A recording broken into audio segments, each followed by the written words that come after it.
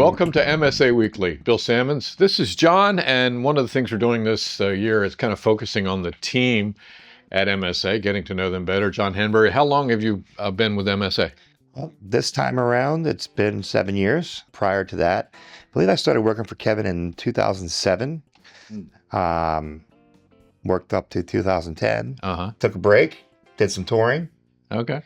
2019, he hired me back, which was a perfect timing because, as we all know, the very next year, touring kind of I wouldn't have been working. But yeah. How does what you're doing now compare to the touring? It has to be a lot easier, a lot better. It's easier in lifestyle. Lifestyle-wise, that's what I like about this is being able to go home every night. Yeah.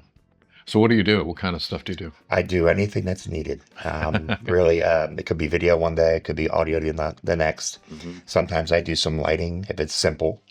I have gotten to a point where I just like doing corporate and smaller events that is more personal with clients. And, you interact with them as you do a concert, and it's kind of like, okay, the band shows up. You do your mic up the stage, you get everything ready, the show happens, you tear it down. What I'm doing now is something that takes planning, months out. And the clients are looking for someone to hold their hand and to help guide them into, because they don't really know. They know what they want, but they don't know how to tell you what they want. So your work with them starts real early, months before the event. One of the things we do every 3 or 4 months with Care First Blue Cross and Blue Shield, where we do their executive board meeting, which is a hybrid meeting. They will take whatever's being presented in the room, put it out to a Zoom call, and then have the Zoom people be able to talk back to them in the room so they can have a two-way conversation, which when you have 40 people sitting around the table, is not always the easiest thing to do. And so I guess we started that it was a year ago in last November, and they didn't know what they wanted. And so from what they told me, kind of came up with a plan. We went in, set it up. They came in, looked and said, this is perfect. And now we're doing those gigs every 3 to 4 months. Well, probably they didn't know what was possible even. So they told me what they were trying to do. And I just took that and so here's how we do it. This is what it can look like. It sounds like you've developed somewhat of a niche in the higher end kind of specialty things too. Yeah. One of the things we started to do in 2022 was a series in Easton at the Prager Center for the Arts. And that is a classical series. Artist in residence is Gabriela Montero, who is a world-renowned improvisational pianist. And she brings world-class talent in, her and her husband, Sam. And I've never been exposed to classical music.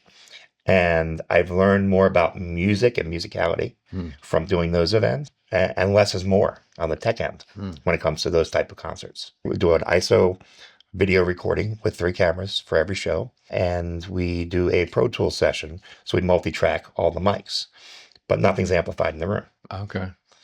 Because they want that idea of totally natural. Wow.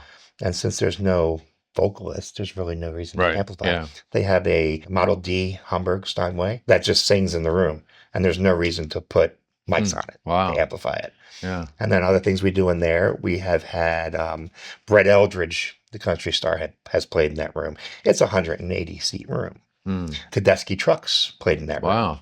But then you have Chesapeake Music, who also hosts events in that room, and they do quartet competitions, festivals, and it's just something that I've never experienced before, and you can sit back and really enjoy the music. So back to the ISO cameras and the multi-track recording, what happens with that? What do you do with that? So Chris, who's behind the camera here, he comes in and he takes care of all of the videography portion of that.